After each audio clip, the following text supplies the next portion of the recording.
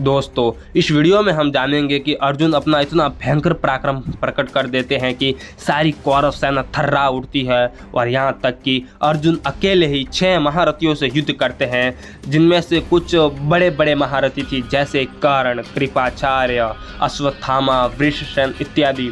और अर्जुन ने इतना भयंकर पराक्रम प्रकट किया कि भगवान श्री कृष्ण की सहायता से उन्होंने जयद्रथ का वध किया और उसके मस्तक को अपने बाण समूहों के द्वारा ही उस रणभूमि से दूर उनके पिता वृत्रचत्र के गोद में गिरा दिया।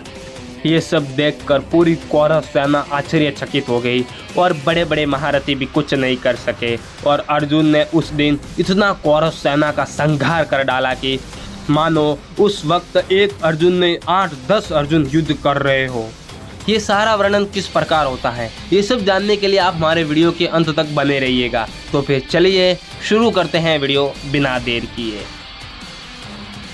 संजय कहते हैं, महाराज पांडु कुमार अर्जुन ने अपने तीखे बाण समूह से अश्वत्थामा, कृपाचार्य, कर्ण, शल्य, वृषसेन तथा दुर्योधन को आच्छादित कर दिया। राजन, उस समय युद्ध स्थल में अर्जुन इतनी फुर्ती से बाण चलाते थे कि कोई किसी प्रकार भी यह नहीं देख सका कि वे बाण कब लेते हैं और कब धनुष पर रखते हैं और कब प्रत्यंचा खींचते हैं और कब बाण छोड़ते हैं। निरंतर बाण छोड़ते हुए अर्जुन का केवल मंडलाकार धनुष ही लोगों की दृष्टि में आता था एवं चारों ओर फैलाते हुए उनके बाण भी दृष्टि गोचर होते थे। अर्जुन ने कर्ण और वृषसेन के धनुष काटकर एक भल्ल के द्वारा शल्य के सारथी को रथ की बैठक से नीचे गिरा दिया। विजयी वीरों में श्रेष्ठ अर्जुन ने रणभूमि में मामा, भांजे, कृपाचार्य और अश्वत्थामा दोनों को बाणों द्वारा बिंद कर गहरी चोट पहुंचाई। इस प्रकार आपके उन महारथियों को व्याकुल करके पांडु कुमार अर्जुन ने एक अग्नि के समान तेजस्वी एवं भयंकर बाण निकाला। वह दिव्य बाण दिव्यास्त्रों से अभिमंत्रित होकर इंद्र के वज्र के समान प्रकाशित हो रहा था।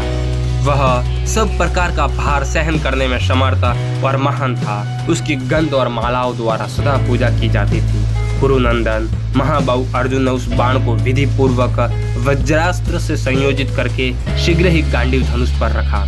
नरेश्वर, जब अर्जुन अग्नि के समान तेजस्वी उस बाण का संधान करने लगे, उस समय आकाशचारी प्राणियों में महान कोलाहल होने लगा। उस समय वहां भगवान श्री कृष्ण पुनः उतावले होकर बोल उठे, धनंजय, तुम दुरात्मा सिंधुराज का मस्तक शीघ्र काट लो, क्योंकि सूर्य अब पर्वत श्रेष्ठ अस्तांचल पर जाना ही चाहते हैं। जयद्रथ वध के विषय में तुम मेरी ये बात ध्यान से सुन लो। सिंधुराज के पिता वृत्रचत्र इस जगत में विख्यात है।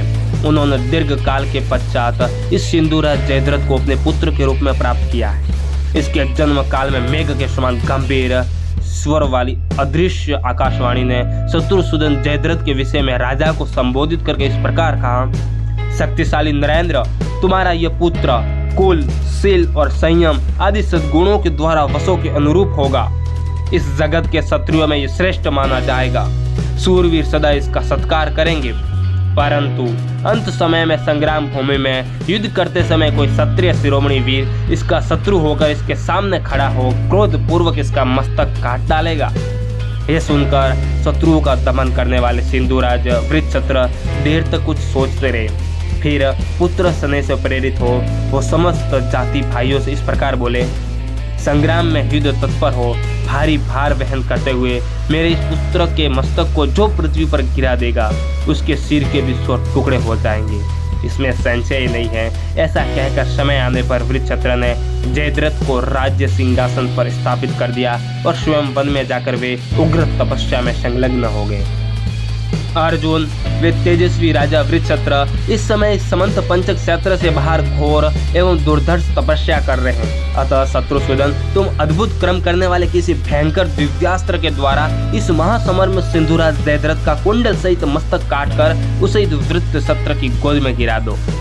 भारत, तुम भीमसेन के छोटे भाई हो, अतः सब कुछ कर सकते हो। यदि तुम इसके मस्तक को पृथ्वी पर गिराओगे तो तुम्हारे मस्तक के भी 100 टुकड़े हो जाएंगे, इसमें कोई संशय नहीं है। कुरुश्रेष्ठ राजा वृत्रचत्र तपस्या में संलग्न है। तुम दिव्यास्त्र का आश्रय लेकर ऐसा प्रयत्न करो जिससे उसे इस बात का पता न चले। इंद्र कुमार, संपूर्ण त्रिलोकी में कोई ऐसा कार्य नहीं है जो तुम्हारे लिए असाध्य हो अथवा जिसे तुम न कर सको। श्री कृष्ण के ये वचन सुनकर अपने दोनों गल पर चाटते हुए अर्जुन ने सिंधुराज के वध के लिए धनुष पर रखे हुए उस बाण को तुरंत ही छोड़ दिया, जिसका स्पर्श इंद्र के वज्र के समान कठोर था, जिसे दिव्य मंत्रों से अभिमंत्रित किया था, जो सारे भारों को सहने में समर्थ था और जिसकी प्रतिदिन चंदन और पुष्पमाला द्वारा पूजा की जाती थी। गांडीव धनुष से छूटा हुआ वह शीघ्रगामी बाण सिंधुराज का सिर काटकर बाज पक्षी के समान उसे आकाश में ले उड़ा। सिंधुराज जयद्रथ के उस मस्तक को उन्होंने बाणों द्वारा ऊपर ही ऊपर ढोना आरंभ किया। इससे अर्जुन के शत्रुओं को बड़ा दुख और मित्रों को महान हर्ष हुआ। उस समय पांडुपुत्र अर्जुन ने एक के बाद एक करके अनेक बाण मारकर उस मस्तक को कदम के पुल सा बना दिया। साथ ही वे पूर्वोक्त 6 महारथियों से युद्ध भी करते रहे। भारत उस समय उन्होंने समंत पंचक से बाहर जहां वह बाण उस मस्तक को ले गया था, वह बड़े भारी आश्चर्य की घटना देखी। आर्य इसी समय आपके तेजस्वी संबंधी राजा वृत्रचत्र संध्योपासना कर रहे थे।